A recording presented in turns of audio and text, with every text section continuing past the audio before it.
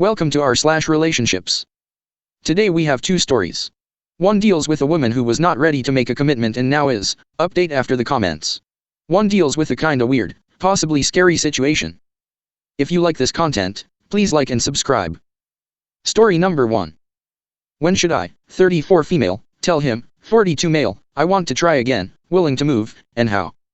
My ex and I dated for 3 years before breaking up a few months ago. We met while we briefly overlapped working at the same research institute, and were immediately drawn to each other. We are both PhD scientists, both into endurance sports, and have really good intellectual rapport. We were totally crazy about each other. Over the next few years we would fly to each other every 3 weeks on average, get Airbnbs in new areas, and go on long bike rides, and generally have a blast with each other. Just 2 months after we met, he had to move for his new job as a professor. I had just gotten out of an 8.5-year relationship, and was hesitant to immediately jump into another long-term relationship. We decided to be non-monogamous, so that I could still do some dating, which I wanted to do, in part because I was in my previous relationship from ages 23 to 31, and so that he, being new to his area, could explore dating with people too if he met anyone he liked. I thought of this as a fairly practical arrangement, so that we could have our long-distance relationship, and also keep growing, and exploring as individual people. I didn't want him to isolate himself, or feel like he was doing something wrong if he met a woman down there. As it happened, I ended up meeting someone who worked out very well, and he did not have the same success. This caused jealousy, and a feeling that things were not equal, or balanced for him.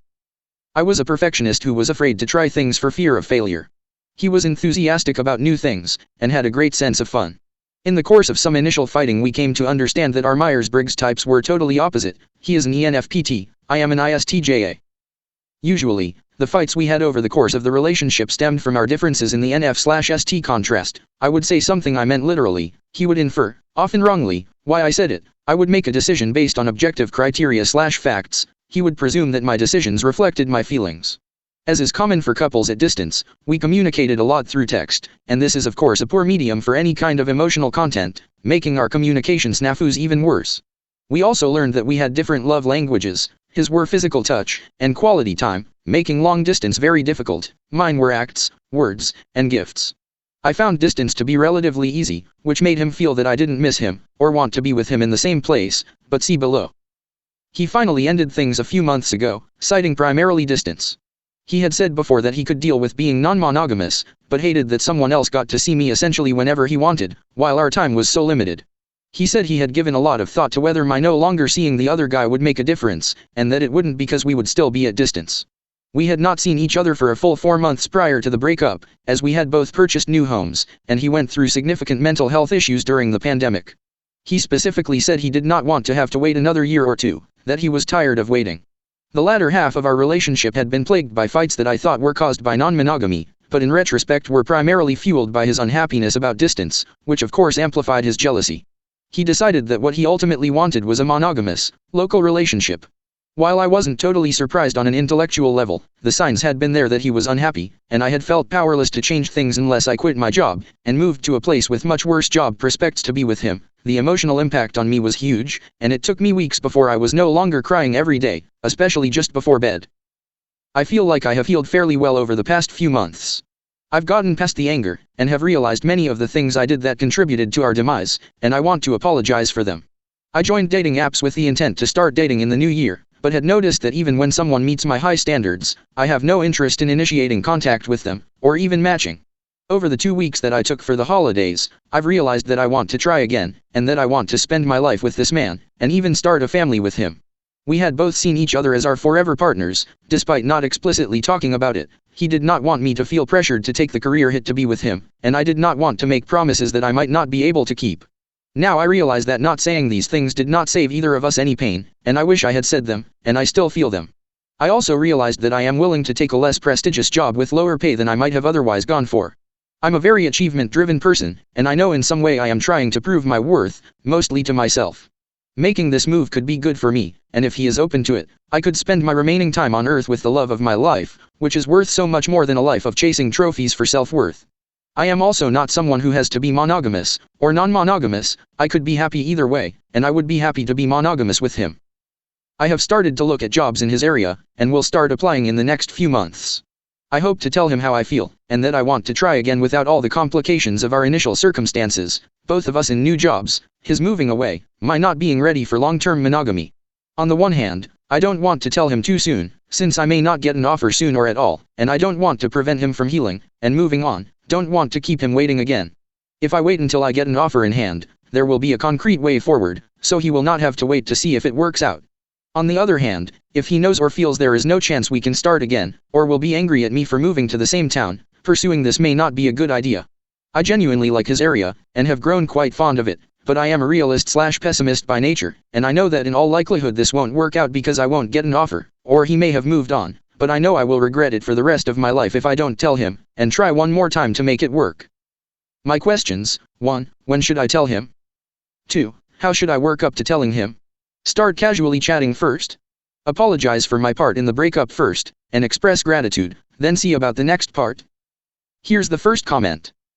I wouldn't want to get a call in his shoes saying, "Hey, I got a job, I'm coming your way," because that's a lot of pressure that could muddy the waters of what he really wants, to be with you, or to give it a half-hearted shot because you'll be nearby. See if he's even open to resuming the relationship before throwing that out there. Also, realistically, you say you are willing to take a step down in terms of pay and prestige, but being truly introspective here, given the way you describe your ambition and career needs, are you sure you wouldn't resent doing that? Moreover, and even more realistically, are you open to leaving academia? I'm an academic, on the way out by choice, and if you are worried about telling him, and then potentially not finding a job, if you are only open to university/research institute opportunities, not finding a job in the near future is entirely likely for a relatively early career scholar. Maybe your field is in better shape than mine, but I personally think it would be an enormous risk to bank on staying in academia if you give up your current position, and especially so if you're thinking on moving to an area that doesn't have a substantial number of institutions in the immediate vicinity, and even then. Here's the next comment. This post seems really manic. Have you been eating/sleeping normally? Did you suddenly come to these realizations, and have this overwhelming feeling like you have suddenly got it all figured out? I'm just concerned that you are having an overblown fear of missing out reaction to his not being an option anymore. There are a ton of assumptions in this thread that you are extrapolating from, and seem willing to bet your career on. Some people are just really all or nothing, but with how cautious you were before, this 180 could be indicative of concerning things going on with your mental health. Here's the next comment. I think be as straightforward as possible. Just chatting with him may be painful for him, and cause another break. Just text, or call, and say, "Hey, since our breakup I've had a lot of time to reflect on my feelings, my desires for the future, and my role in our relationship ending. I want to be straight with you. I am not over you, and I don't think I will be unless we give it another try. Last time, the long distance worked well for me because most of my needs were met. However, the relationship wasn't strong enough since I couldn't meet your needs. How would you feel about trying again if I try to find a job out by you, so we wouldn't have to be long distance?" Update: when should I, 34 female, tell him, 42 male, I want to try again, willing to move, and how? About a week ago I wrote my ex a long, heartfelt letter laying everything out there. By yesterday, I hadn't heard back, and didn't expect to, so soon given the contents, but I had started to apply for jobs near him, and things were moving faster than I anticipated in that department, so I texted him to ask if he had read my email, and indicated that the job search was really underway. He got back to me that evening, saying that he thinks too much has happened/there's been too much damage, but that he thinks fondly upon the amazing time we had together, and that he hopes we can be friends once he has had time to heal more. While he initiated the breakup, it's been more difficult for him to talk to me. I told him I would respect that, and go no contact until he indicated he was ready to be friends. And I expressed much remorse, and much gratitude, and wished him well. I cried a bunch of tears, but some of them were of relief. I had some clarity. I knew I had given it my all, I had spilled my heart out, and left nothing unsaid. For that alone I feel a great weight has been lifted, and I am proud of myself for having the courage to do it, in the face of poor odds, just because it aligned with my values, and I didn't let pride or shame keep me from it. Gratitude is the most important thing you can express to someone after a breakup. A close second is regret over the mistakes you made, and apologizing for the pain you caused. But gratitude has made it possible for me to remain good friends with my ex of 8.5 years whose heart I broke, and hopefully with this ex who broke mine, someday. Thanks to everyone for their feedback. I feel lighter, and optimistic about the future. Here's the first comment. I think the fact that you felt relief is a good sign that this is for the best. Sometimes even though we are scared to move forward, it is better than going backwards. Best wishes to you, love. Here's the next comment. I saw this post first, went back, and read the previous one. In that previous post you said, "We decided to be non-monogamous."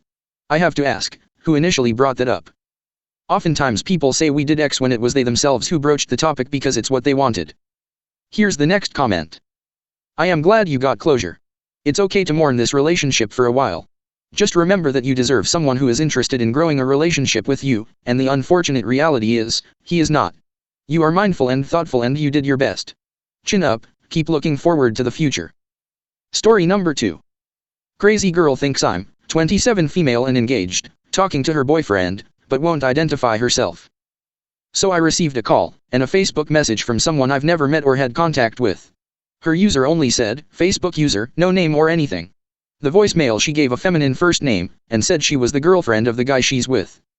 She claimed I was talking to her boyfriend, and wanted me out of their life in addition to a few other things. I said, no, I'm engaged, and I don't know who you're talking about. I'm happily engaged with my partner of 4 years. She did not believe me, and called me a bunch of awful names. I don't really talk to any guys other than my fiancé, my dad, uncle, my cousins, and a close friend whose wife I'm friends with too. The only thing I can figure is my ex of a while ago tried to contact me recently. I chose not to respond, and blocked his new number. How should I proceed with this, and how should I protect myself? How should I protect my fiancé? This whole thing has triggered my anxiety, and made me feel intensely sick. Any support or ideas/advice? I should also mention my fiancé and I are in a long-distance relationship. Here's the first comment. Sounds like you handled it as well as you could have.